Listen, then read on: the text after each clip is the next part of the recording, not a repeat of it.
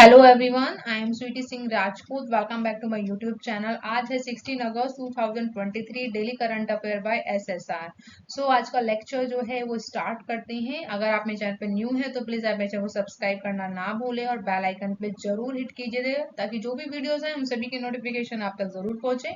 Okay, हम करने वाले हैं यहाँ पे टॉप 10 क्वेश्चन जो कि होंगे आज से रिलेटेड, यानी कि 16 अगस्त 2023 से रिलेटेड होंगे, जिन्हें हम विद बैकग्राउंड इन्फॉर्मेशन के साथ डिस्कस करेंगे। और सबसे पहले करेंगे यहाँ पे क्विक रिवीजन जो कि होगा 15 अगस्त से रिलेटेड। सो स्टार्ट कर लेते हैं सेशन देर ना करते हुए। और आप सभी को कमेंट बॉक्स में लिखना है जय हिंद जय भारत।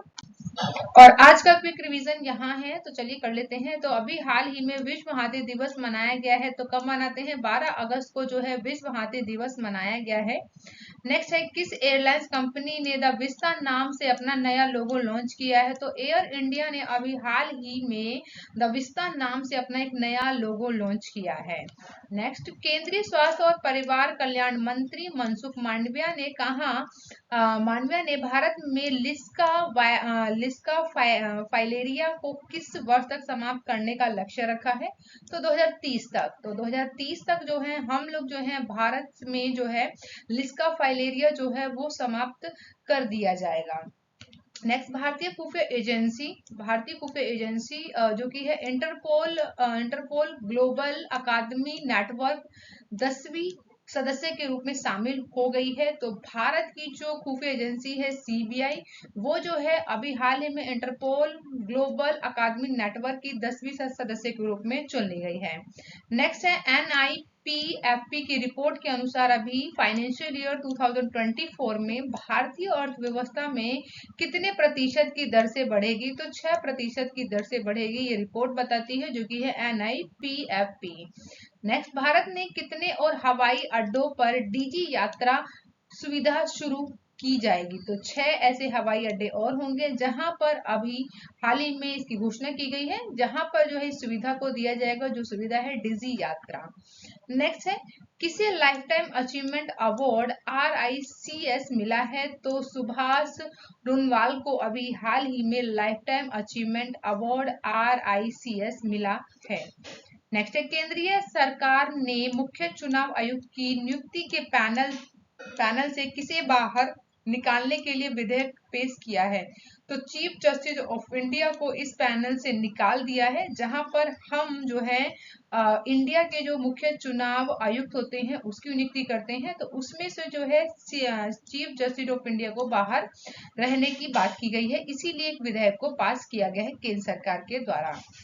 नेक्स्ट है, भारत ने कब तक प्राकृतिक गैस हिस्सेदारी को 3 गुना बढ़ाकर 15% करने का लक्ष्य रखा है? तो भारत ने जो है ये भी 2030 तक है, जो कि प्राकृतिक गैस की हिस्सेदारी को 3 गुना से बढ़ाकर 15% करने का लक्ष्य रखा है। वहीं नेहरू ट्रॉफी बोट रेस का भी 69वां संस्करण जो हुआ है वो कहाँ हुआ है? तो अल्पुंजा में हुआ है, यानी केरल के अल्पुंजा में किया गया है। यहाँ हमने किया है क्विक रिवीजन। तो चलिए स्टार्ट कर लेते हैं आज का सेशन। आज 16 अगस्त 2023, daily current affair by SSR. First question आप सभी के सामने है, हाल ही में विश्व अंगदान दिवस कब मनाया गया है? तो विश्व ऑर्गन डोनेशन डे है वो कब सेलिब्रेट करते हैं? तो ये जो है आपका जो 13 अगस्त को ही मनाया जाता है विश्व अंगदान दिवस, जो कि है ऑप्शन डी करेक्ट है। तो इसीलिए हम क्यों मनाते हैं विश्व अंगदान दिवस? ताकि जिन भी लोगों को पर्टिकुलर किसी भी बॉडी पार्ट्स की जरूरत है, यानी ऑर्गन, तो उनको जागरूकता फैलाने के लिए लोगों में विश्व अंगदान दिवस को मनाया जाता है 13 अगस्त को। तो चलिए बैकग्राउंड इंफॉर्मेशन को समझते हैं। विश्व अंगदान दिवस जो है 13 अगस्त को मनाया जाता है हर साल। यह एक वैश्विक कार्यक्रम है जो अंगदान के महत्व के बारे में जागरूकता बढ़ाने और लोगों को अंगदाता बनाने के लिए प्रोत्साहित करने के लिए मनाया जाता है। अंगदान की बात करें तो किसी ऐसे व्यक्ति को अंग या ऊतक देने की प्रक्रिया है जिसे जीवित रहने या अपने जीवन की गुणवत्ता में सुधार करने के लिए इसकी आवश्यकता होती है। वहीं जिन अंगों का दान किया जा सकता है वो है किडनी, लीवर, हृदय, फेफड़े, अग्नाशय, आंतें। ये सभी क्या है? अंग दान दे सकता है कोई भी व्यक्ति किसी भी दूसरे व्यक्ति को। वहीं जिन ऊतकों को दान दिया जाता है उनमें आता है आपका कॉर्निया, त्वचा, हड्डी, हृदय, वाल्व और टेंडन, ये शामिल हैं आपके ऊतकों में। नेक्स्ट है कि संयुक्त राज्य अमेरिका में जो है 1 लाख से अधिक लोग जो है अंग प्रत्यारोपण की प्रतीक्षा कर रहे हैं, यानी इतने 1 लाख लोगों को अमेरिका में अभी जो है बोल सकते हैं कि ऑर्गन की जरूरत है। वो किसी भी कुछ भी हो सकता है, जो भी मैंने आपको अभी बताया है ऊपर। वहीं जो है अभी ट्रांसप्लांट के इंतजार में जो है हर दिन 22 लोगों की मौत हो जाती है। भारत में जो है 5 लाख से अधिक लोग जो हैं वो अंग प्रत्यारोपण का इंतजार कर रहे हैं, वेट कर रहे हैं कि कोई पर्सन जो है किडनी, लीवर या फिर हृदय, फेफड़े किसी को दान देगा तो उनको वो लगाया जाएगा। इस साल की जो थीम रखी गई है विश्व अंगदान दिवस 2023 का जो विषय है वो है स्वयं सेवक की ओर कदम बढ़ाइए, कमी को पूरा करने के लिए अधिक अंगदाताओं की आवश्यकता है। ये इस साल की थीम रखी गई है, तो इम्पोर्टेंट है, बहुत ज्यादा इम्पोर्टेंट है, तो याद रखिएगा, ये बेसिक है।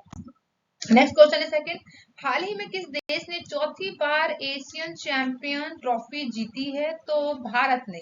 ऑप्शन ए करेक्ट है, यानी भारत ने जो है अभी हाल ही में चौथी बार एशियन चैंपियन ट्रॉफी अपने नाम कर लिया है, तो मोस्ट इंपॉर्टेंट है ये भारत के लिए और आप लोगों के एग्जाम के लिए।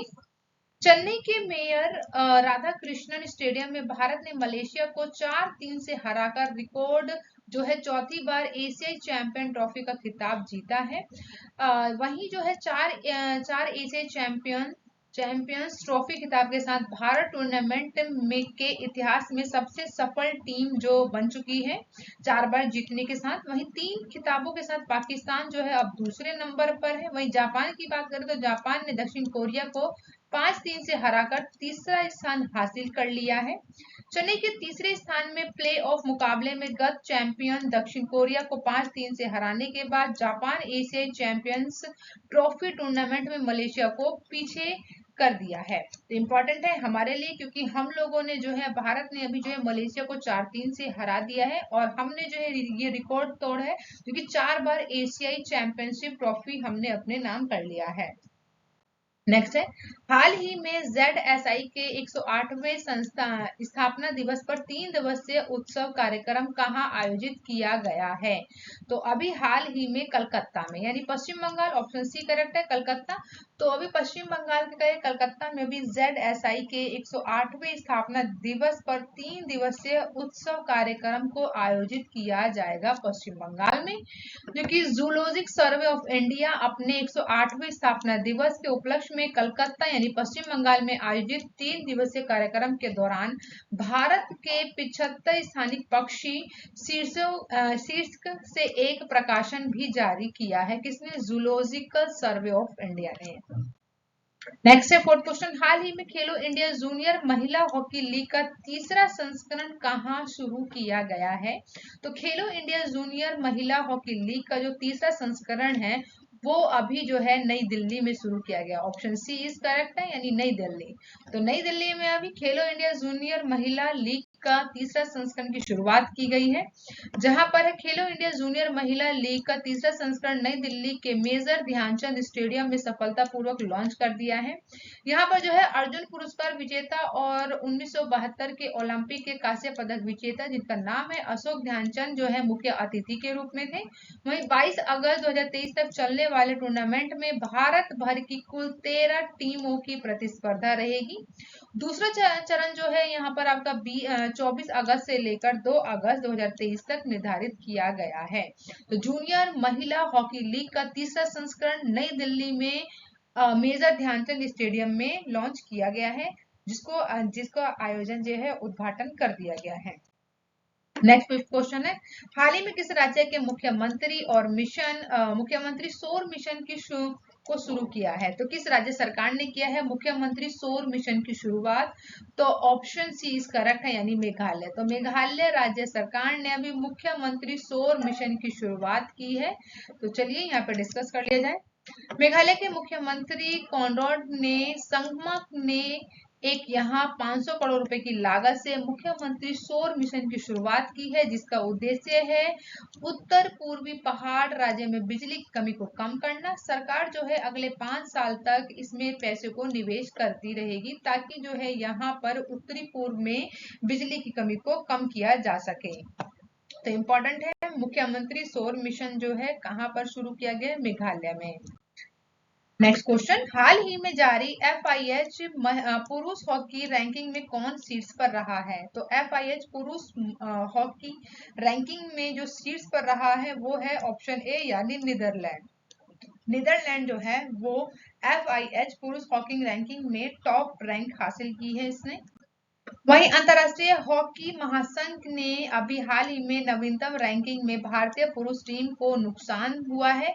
इसमें जो है भारतीय टीम जो है पिछले स्थान से खिसक कर एक स्थान खिसक कर चौथे स्थान पर आई है। वहीं महिलाओं की बात करें तो महिलाओं ने यहाँ पर एक पायदान ऊपर चढ़े हैं, यानी छठे पायदान पर है महिला की टीम हॉकी में भारत की। वहीं पुरुष और महिला वर्ग में बात करें ऑस्ट्रेलिया और नीदरलैंड जो है टीम जो है शीर्ष पर है। पुरुष वर्ग में नीदरलैंड और नीदरलैंड ने FIH को प्रो लीग में शानदार प्रदर्शन के दम पर तीसरे स्थान पर कब्जा किया है। भारत की बात करें तो भारत जो है चौथे स्थान पर है। बेल्जियम जो है पूरे टीम के जो बेल्जियम की टीम है वो आपकी दूसरे स्थान पर शामिल है इसमें। रैंकिंग में जर्मनी जो है 5वें पर है। हालांकि फ्रांस और अफ्रीका की बात करें तो ये यहाँ पर इंग्लैंड जो बात करें अगर फ्रांस और दक्षिण अफ्रीका के खिलाफ जीत दर्ज करने वाली इंग्लैंड टीम जो है छठे स्थान पर रही है। इंपॉर्टेंट है। अर्जेंटीना जो है 7वें नंबर पर है। वहीं 10 10 टॉप में न्यूजीलैंड और स्पेन मलेशिया जो है नंबर 1 पर है। तो इंपॉर्टेंट है, याद रखिएगा इसे। नेक्स्ट क्वेश्चन 7th, हाल ही में किसने no way India International MSME expo और शिखर सम्मेलन 2023 का उद्घाटन किया है? तो मनोज सिन्हा ने। ऑप्शन बी इस करेक्ट है। मनोज सिन्हा ने अभी हाल ही में नोवे इंडिया इंटरनेशनल MSME एक्सपो शिखर सम्मेलन 2023 का अभी इन्होंने उद्घाटन किया है। जम्मू और कश्मीर के उपराज्यपाल हैं, सभी को पता है, श्री मनोज सिन्हा। इन्होंने अभी नई दिल्ली में नोवा इंडिया इंटरनेशनल MSME एक्सपो और सम्मेलन 2023 का आयोजन किया है। यह प्रतिष्ठित सम्मेलन जो है MSME विकास मंच द्वारा आयोजित किया गया है। नीति निर्माताओं और छोटे सूक्ष्म और मध्यम उद्योग क्षेत्र के उद्यमियों के बीच जो है सहयोग को बढ़ावा देने के रूप में काम करने के लिए एक मंच प्रदान किया है जो राष्ट्र की आर्थिक विकास को आगे बढ़ाने में मदद करेगा। वहीं अभी जो है JKTPO यानी जम्मू कश्मीर व्यापार संवर्धन संगठन जो कि समर्थित है 40 से अधिक प्रदर्शकों ने नोवे भारत के अंतरराष्ट्रीय MSME एक्सपो और शिखर सम्मेलन में भाग भी लिया है। इन प्रदर्शकों के विभिन्न क्षेत्रों में अभिनव उत्पादों, सेवाओं और समाधानों की एक विविध सरणी को भी प्रदर्शित किया गया है। नेक्स्ट क्वेश्चन 8, हाल ही में किस राज्य के मुख्यमंत्री ने केंद्र से दवा नियमावली में संशोधन करने का आग्रह किया है? तो ऑप्शन बी करेक्ट है, यानी कर्नाटक राज्य ने अभी हाल ही में कर्नाटक राज्य के मुख्यमंत्री जिन्होंने केंद्र से दवा नियमावली में संशोधन करने का आग्रह किया है। नेक्स्ट क्वेश्चन 9, हाल ही में उत्तर प्रदेश सरकार ने कहा भारत का सबसे बड़ी IT हब बनाएगी। तो उत्तर प्रदेश सरकार जो है भारत का सबसे बड़ा IT हब बनाने जा रही है। कहां पर? लखनऊ में। तो ऑप्शन बी करेक्ट है, यानी लखनऊ शहर में अब जो है भारत का सबसे बड़ा IT हब बनने जा रहा है। तो चलिए समझते हैं इनकी इंफॉर्मेशन को। लखनऊ कानपुर राजमार्ग से दूर जो जिसका नाम है नादरगंज, जो कि औद्योगिक क्षेत्र है जहां पर 40 एकड़ की भूमि पर IT हब बनाने की बात कही है, जो कि देश का सबसे बड़ा IT हब बनेगा। वहीं यूपी सरकार ने घोषणा की है कि सुविधा स्थापित करने का जो पूरा खाका है उसे यूपी सरकार के द्वारा तैयार किया जा चुका है। राजकीय निर्माण निगम यानी UPRNN हब है जो कि 3 भागों में विभाजित किया जाएगा, जहां पे IT पार्क होगा, बिजनेस पार्क होगा, अंतरराष्ट्रीय इंक्यूबेशन सुविधा भी होगी। यहीं पे एक सरकारी प्रवक्ता के द्वारा ये भी बताया गया है कि राज्य की राजधानी में योजना बनाई जा रही है जो कि एकीकृत सुविधा देश में सबसे बड़ी होगी। तो इम्पोर्टेंट है, यानी भारत का सबसे बड़ा IT हब कहाँ होगा? यूपी में होगा। यूपी में भी कहाँ पर? लखनऊ शहर में। नेक्स्ट क्वेश्चन है 10, हाल ही में पाकिस्तान के नए कार्यवाहक प्रधानमंत्री कौन बने हैं? तो अभी हाल ही में जो है पाकिस्तान के नए कार्यवाहक प्रधानमंत्री चुने गए हैं जिनका नाम है अनवर अल हक। तो ऑप्शन सी करेक्ट है। अनवर अल हक, जिनकी इमेज आप देख रहे हैं, इन्हीं का नाम है अनवर अल हक, जो कि पाकिस्तान के नए कार्यवाहक प्रधानमंत्री चुने गए हैं। पाकिस्तान के प्रधानमंत्री के रूप में शहबाज शरीफ का कार्यकाल जो है खत्म होने के बाद अनवर अल हक को जो है नया कार्यवाही प्रधानमंत्री के रूप में चुना है। अब जो है पाकिस्तान में जब तक चुनाव नहीं हो जाते हैं तब तक कार्यवाहक पीएम यानी अनवर अल हक जो है जो पाकिस्तान की जो पीएम की जो सीट है बोल सकते हैं उसकी बागडोर को वही संभालने वाले हैं। तो इम्पोर्टेंट है, अनवर अल हक को पाकिस्तान का नए पीएम के रूप में चुना गया है, जो कि कार्यवाहक पीएम बने हैं वहां पे। और आप सभी के लिए यहाँ पे क्वेश्चन है, क्वेश्चन ऑफ द डे है, तो जो कि आपको कमेंट बॉक्स में मुझे इसका आंसर करना है आप लोगों को, तो आप लोग कीजिएगा। तो हाल ही में केंद्रीय स्वास्थ्य और परिवार कल्याण मंत्री मनसुख मांडविया ने भारत में लिस्का फाइलेरिया की किस वर्ष तक समाप्त करने का लक्ष्य रखा है? ऑप्शन आप सभी के सामने, करेक्ट ऑप्शन को आपको बताना है कमेंट बॉक्स में। और ये है answer of the last video question जो कि मैंने आप लोगों से पूछा था, हाल ही में किस राज्य के मुख्यमंत्री ने इंदिरा गांधी मुफ्त स्मार्टफोन योजना 2023 की शुरुआत की है? तो राजस्थान ने। तो ऑप्शन डी करेक्ट है। And thank you for watching guys, मिलते हैं नेक्स्ट वीडियो में। आप अपना बहुत ज्यादा ध्यान रखिएगा। Take care guys.